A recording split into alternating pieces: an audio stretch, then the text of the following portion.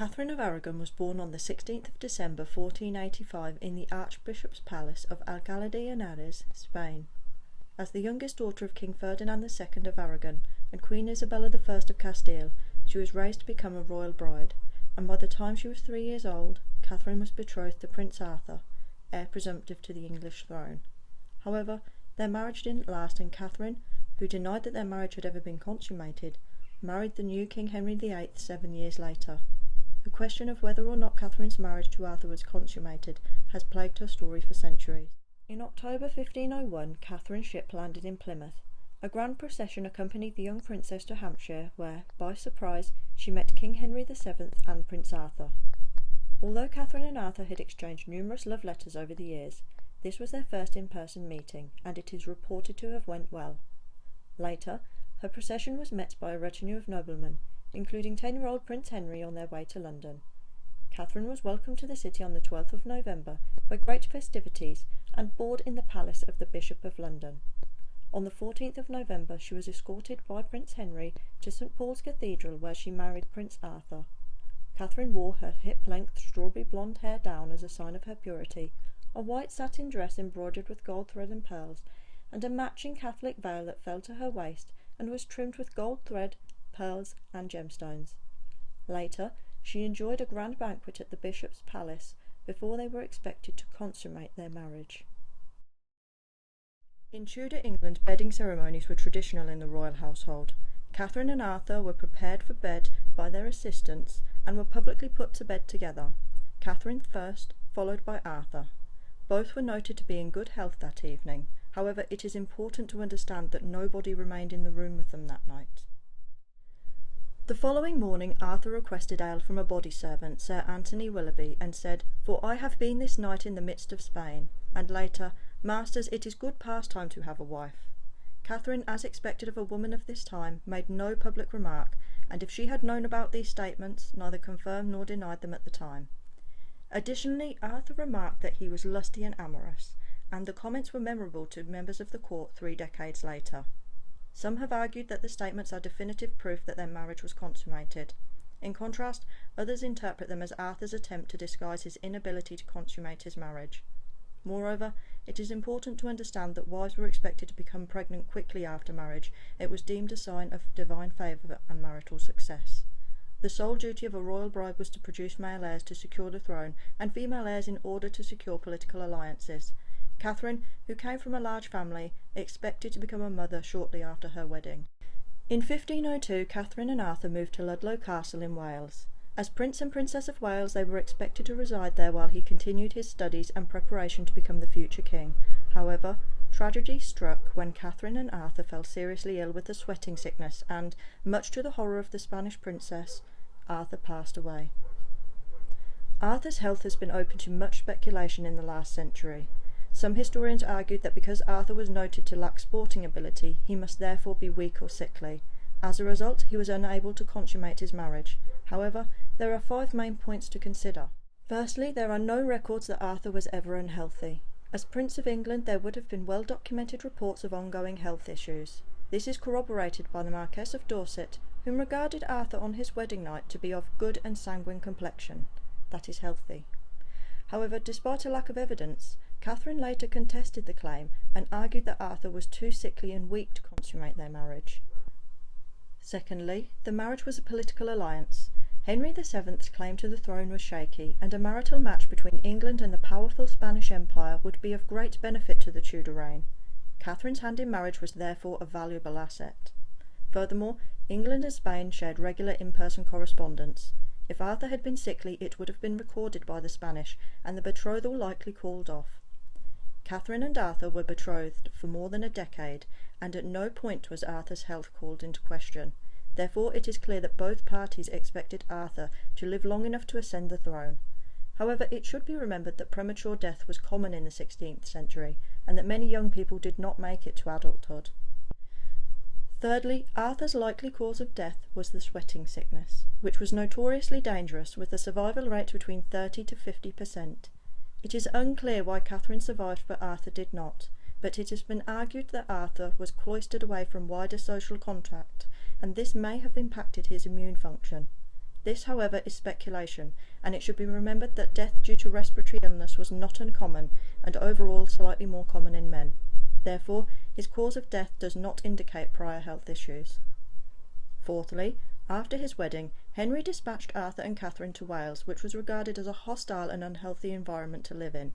If Arthur had been in poor health, it is unlikely that, even as Prince of Wales, he would be sent there. Finally, Sir Anthony Willoughby and other members of the household were convinced by Arthur's comments and recounted them decades later. Furthermore, there were no reports during their 5-month marriage that it hadn't been consummated, and it wasn't until after his passing that Catherine claimed they had shared a bed for 6 or 7 nights but did not have intercourse.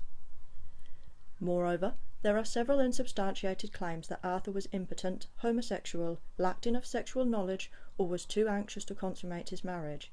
It is true that young women were often sheltered from sexual topics, young men were often taught about sex, and sometimes even encouraged to have it prior to marriage.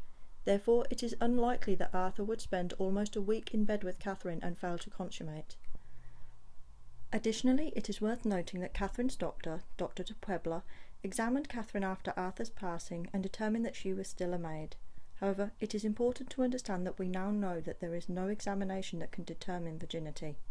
What Dr. de Puebla searched for is unknown, and upon modern examination should not be considered evidence that Catherine was telling the truth. After Arthur's passing and it became clear that Catherine was not pregnant, Henry VII, unwilling to return her large dowry, expressed desire to marry her. This caused outrage and was declined by the Spanish rulers. It should be noted that there is no record that the king expressed concern about her status as a maid, nor did he seem to care that others considered the marriage potentially incestuous. This proves that Catherine was still regarded as a highly desirable marriage candidate, and was subsequently betrothed to Prince Henry, now heir to the throne, and more than 6 years her junior. Catherine would have had to wait until he was older to marry her. However, the betrothal didn't last, as Henry VII's interest in the Spanish alliance waned, and he betrothed his heir to another. Catherine remained in England for 7 years with little provisions and no sign of a new marriage prospect. In 1509, after the death of Henry VII, his son, the new King Henry VIII, ascended the throne and married the 23-year-old Catherine of Aragon. Dispensation to marry her was granted by the Pope, as it was considered sinful for a man to marry his brother's wife. The dispensation granted Henry permission to marry Catherine, regardless of her status. However, it should be noted that her claims of virginity were believed. Additionally, Henry often married for love and openly remarked on his adoration of Catherine, her beauty, and the joy she brought him. Their marriage for many years was considered happy and legitimate. Between 1509 and 1518, Catherine was pregnant at least 6 times. Only 2 of the children were born alive, and only one, the future Mary I, survived. While infant mortality rates were high in the Tudor era, slightly higher for noble families, it is unclear why so many of their children died.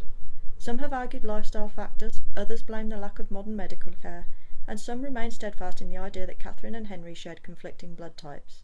However, it is impossible to conclude any of this as fact. Nevertheless, by the mid-1520s, it was clear that Catherine was unlikely to produce the long-desired male heir, and Henry's attention began to waver.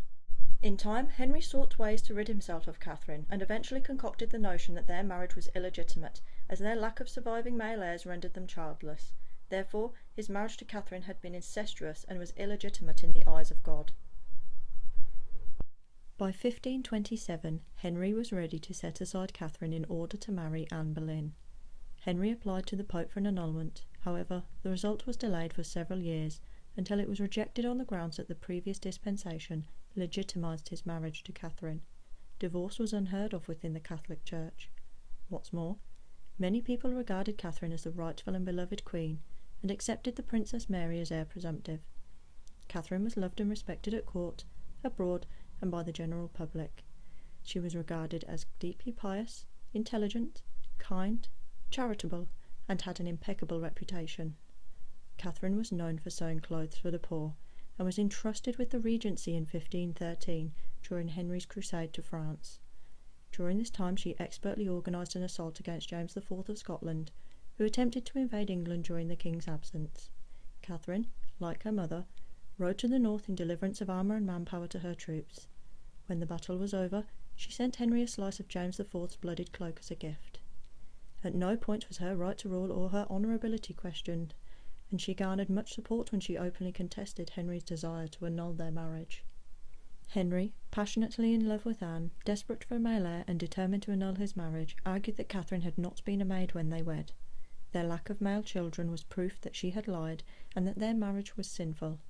Catherine, outraged and humiliated before the court, strongly denied these claims. What's more, she took religion seriously and told her confessor that she had been a maid when she married Henry. Another piece of evidence comes from the statements made by Doña Elvira, Catherine's duenna, during her marriage to Arthur. She claimed that Catherine had never consummated her marriage. While this was not a close relationship, it is worth noting that Elvira later operated as a spy against Catherine's father Ferdinand, and was part of the plot to subvert Catherine's later marriage to Henry. Catherine dismissed her, however she remained steadfast in her conviction that Catherine was a virgin, despite the lack of physical evidence and having not been witness to their intimacy. Many believed Catherine, however Henry's desire for Anne and the chance of a male heir outweighed anything else, and in 1531 he separated from Catherine and banished her from court. In 1533, Archbishop Cranmer annulled his marriage to Catherine, and a secret wedding between Henry and Anne took place in January. Catherine remained adamant that Henry's marriage was bigamous, and that she was the true Queen of England. Catherine had endured the humiliation of trial, intimate questions about her body and personal life, and was accused of lying before God. Despite her protestations, the former dispensation, witness testimonies, and the report from the doctor, which was considered valid at the time, Henry refused to acknowledge Catherine and banished her further from court. Catherine of Aragon passed away in 1536, aged 50, after a short illness, and to her dying day adamantly denied that her marriage to Arthur was consummated. She never wavered in her belief that she was the Queen of England and that Mary was the rightful heir to the throne. By all accounts, Catherine was a deeply religious woman who is said to have believed in eternal punishment for lying, and who built a solid reputation, unblemished, throughout her life. Catherine had the support of the Pope, foreign powers, and a large number of Catholics. She was deemed trustworthy enough to rule a kingdom in her husband's absence, and maintained her piety throughout her life. Additionally, many at home and abroad refused to recognise Anne as queen until Catherine's death.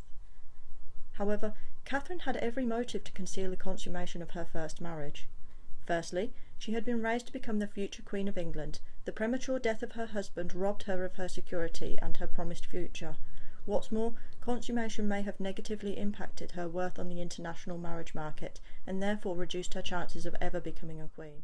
Secondly, Catherine's daughter Mary was heir to the English throne. An admission of consummation would brand her a liar and delegitimise her daughter and their marriage.